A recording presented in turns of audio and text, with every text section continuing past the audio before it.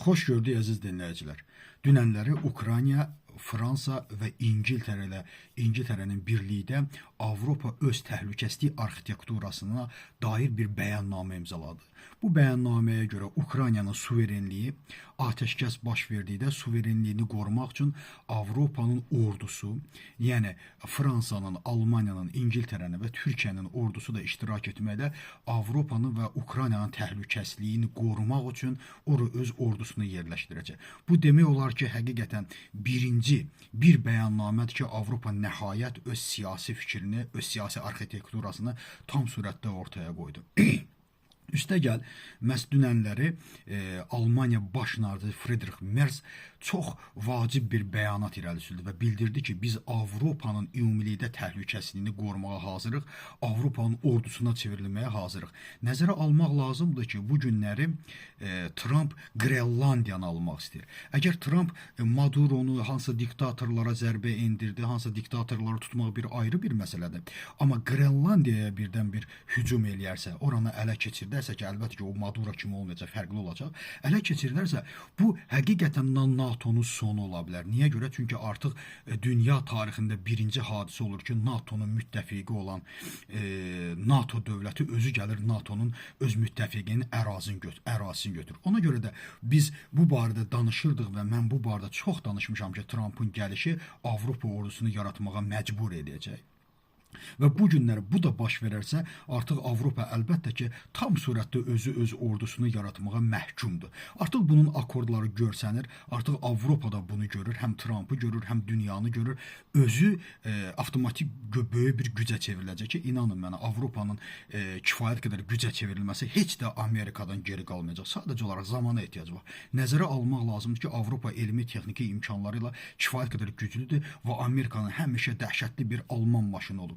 İkinci vacib olan bir məsələ ondan ibarətdir ki, Türkiyə prezidenti, qardaş ölkəmizin prezidenti Rəcəb Tayyib Ərdoğan bildirdi ki, biz NATO'nun qoruyucusu ola bilərik, biz Avropanın təhlükəsizliyini qoruya bilərik, biz NATO'nun ən vacib, ən sarsılmaz gücüyük, bizsiz olmaz. Baxın, əgər Amerika zaten Avropana, NATO'nun iki gücü var ki, o kənardadır. Biri Amerikadır, bir də Türkiyədir. Zaten bugün Türkiyədə, Amerikada, bugün Avropa təhlükəsizliyi konfigurasiyasında iştirak etmir. Bu veya digər səviyyədə. Yəni NATO zaten Türkiyədən, daha doğrusu Avropadan ibarətdir. Bu günləri Avropa özünü qoruyur. Yəni Türkiyəsiz də, Amerikasız da.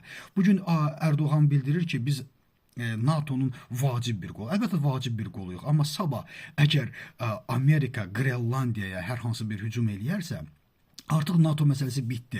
Türkiyə də kənarda qalacaq. Zaten Avropa bugün Türkiyədən heç bir mənada Türkiyə onun yanında deyil. Türkiyə Ərəbistandadır, hələ Türkiyə Qəzzadan başını çıxarda bilmir, hələ Türkiyə Suriyadadır, hələ Türkiyə İrandadır, Türkiyə Ərəbistandan hələ ki çıxmaq istəmir. O ixvançı təfəkkür, o dindar təfəkkür hələ ki Türkiyəni tək buraxmır.